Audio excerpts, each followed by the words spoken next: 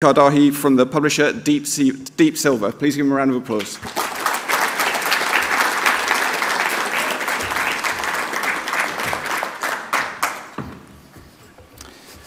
Morning. Excellent. Hello. I'm Anthony. Yeah, and I'm Isaac. So we're super happy to be able to show you some of Dead Island 2.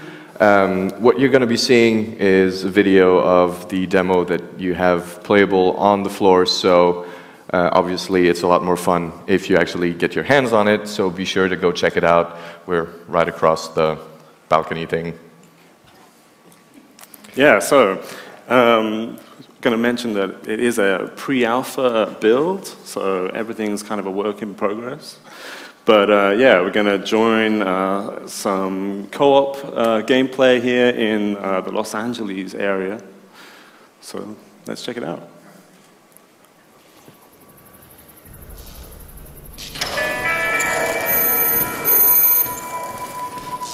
So here we are in the Hollywood Hills. You can see our player is playing as one of our classes, the Speeder. He's joined by two friends here. This guy on the left is the Berserker class, and there's another Speeder here going into the electronics store. So what you're going to be seeing here is pre-alpha, so there might be some little things here and there, but it should give you an idea of what we're going for. There's also going to be 2 additional classes in the final game, which we haven't shown yet. But so here for starters, we put in 2 little objectives in the demo. First one here is to get some electronic components to get your first modded weapon, which is right here, the electric machete, which he should shortly make good use of. And here they're battling the thug enemy, who's the resident of the electronics store. Notice that while our player here was gathering the electronics, his friends were keeping the thug distracted for him. You know, there's been a lot of work being put into try to ensure there's as much of the effects of your attacks that show up on the enemy. So by the end of getting electrocuted and fried all over the place, the thug just was burned to a crisp.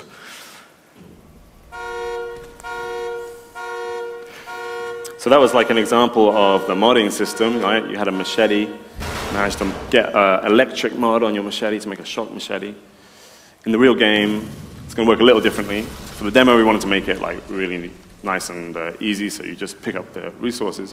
In the actual game, you're going to find recipe blueprints, you're going to find weapons, and you're going to be able to like craft the weapon, you know, that suits your play style.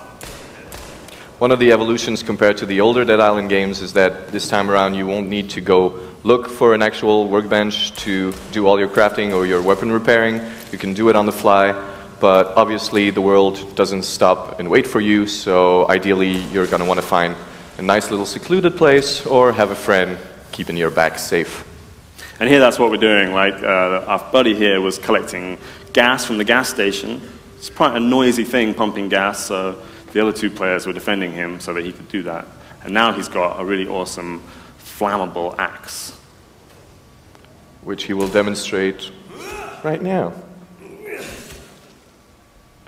So this kind of event that took place at the gas station where, because you're arriving somewhere or doing noise, etc., zombies start streaming in, is just one of the ways that we tried to make the whole world of Dead Island 2 a lot more dynamic with things happening all around the place, and it's very strongly linked to how seamless we pushed the multiplayer component of the game. So this time around we'll be going up to 8 players that can play together in the same world. And so as you're going to be playing around, you're going to maybe hear gunshots in the distance, and as you walk there, you're going to see that there's another player who's having some trouble handling some thug like earlier, etc., and you could just join up with them. There's no need to group, no anything. You just, you know, meet up and say, yeah, I'm going to help you, and start bashing zombies with him, keeping his back, and then he's gonna want to return the favor, this kind of thing.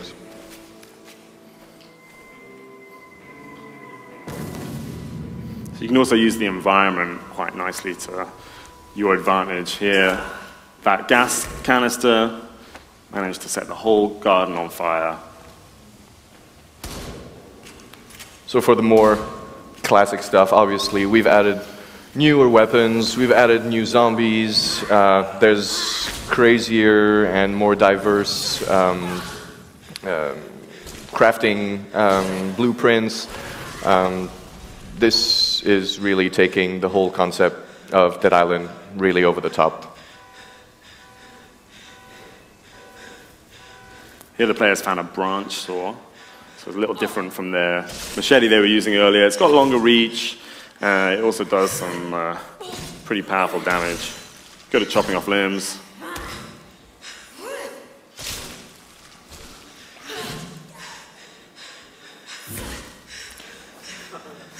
Obviously, we did not compromise on the classic goreness of the series.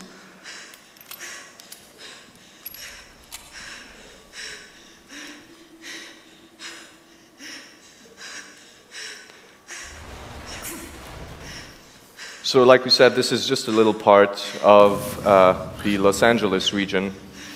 We're going to be traveling quite a bit around California, and what you're seeing here, which we restricted just for the demo, represents maybe 10% of what you could actually do in the whole Los Angeles area. And we're also going to have San Francisco and some other places.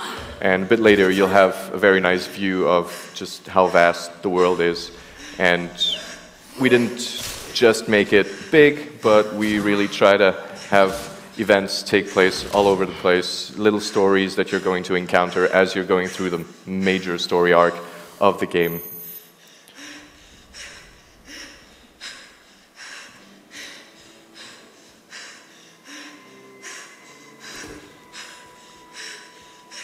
So technically, she's not supposed to be that tired. It's, like I said, pre-alpha. So we really tried to open up the whole sandbox, you know, have fun, run around experience. So right here, you could go into any of the houses, start raiding the candy drawers, all of that, you know, finding all the collectibles to craft or repair later on. And we really embraced this time around the craziness and over-the-top dimension of what Dead Island is about. We realized what players really dig about it is just like bashing zombies in the most crazy ways. So there's going to be even more of these moments where you can just launch one into the stratosphere. So now the guys have called you on the radio to say, hey, we want to have a party. They want to have a karaoke party. The thing is, karaoke's pretty noisy. You can hear it at the top of the hill there. They asked, mind taking care of the zombies for us while we have our party? So now you're going to see like a whole load of zombies trying to get up that hill, and you got to defend them. So what the player's carrying now is, at this point, because it keeps changing every month or so, my favorite weapon, which is the Home Strike, a crafted monstrosity between a bowling ball and a baseball bat. Ooh. And it's got a pretty cool special move, the zombie launcher. I guess you've seen it a couple of times already. If you do like a swing in the right combo, the zombie goes flying. If that zombie's on fire, it'll set whatever he lands on fire as well.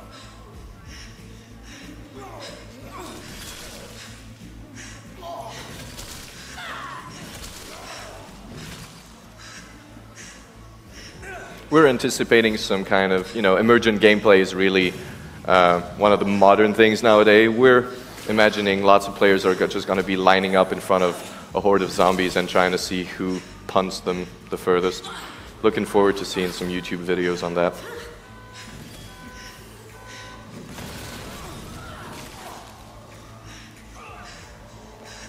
So things are starting to heat up. A couple of thugs have come by, joined the party. When you get this kind of combat with like a whole bunch of enemies plus a whole bunch of these like harder enemies, you kind of got to work together, right? Because that thug can do quite a lot of damage, but if you distract him, set him on fire, make them electrocuted. Gets a little easier. So this is kind of one of the ways where choice of what you want to do as you're playing through the game is really important. Here, even though the event is activated for all of the players that are present, nothing forces you to, you know, stick around or etc. Players were just roaming around, checking out some of the houses, taking out some of the zombies, and then here, out of necessity, the big guys come, so they start working a bit more together. And as you're going to be playing through the game, especially if you decide to play it online, a lot of what you're going to be able to do in the world will be down to what you feel like on the moment. Do I feel like going into this part of town on my own? Or do I feel like joining this group of guys who's trying to do one of the big events? Or am I going to try and reach this helicopter that just crashed and has a big treasure, but that only one person can pick? So that would lead me to be in a situation where I'm going to be fighting against the other players instead of with.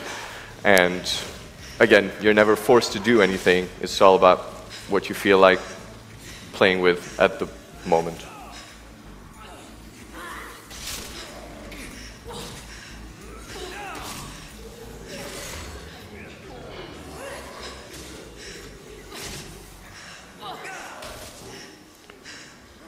Here's what you just saw is the Fury attack of the Berserker. So every class has a Fury attack, which allows you to do just crazy damage and over-the-top moves for a while.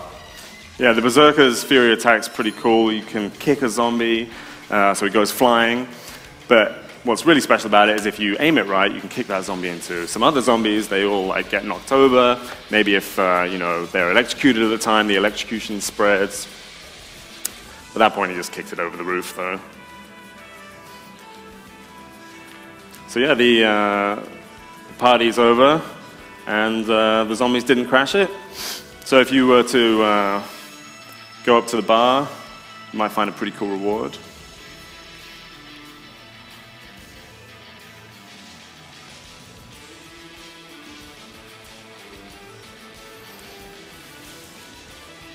Or you're at least going to have, there's my nice view coming up.